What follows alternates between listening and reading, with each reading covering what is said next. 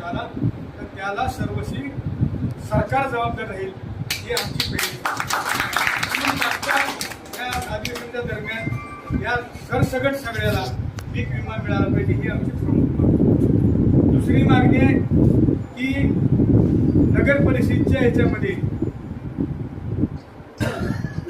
जिल्हा महसूल विभागाला जागा हस्तांतरित करून सुद्धा तिथला प्रकल्प चालू झाला नाही.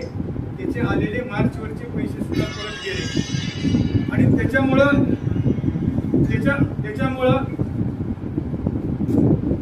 अडीचशे लोक या शहरामध्ये विस्थापित आज बी आहेत तिच्या की जे घरकुला मिळणार, आज मिळणार, उद्या मिळणार या अपेक्षा नव्हती, पण त्यांना घरकुले मिळाले नाही.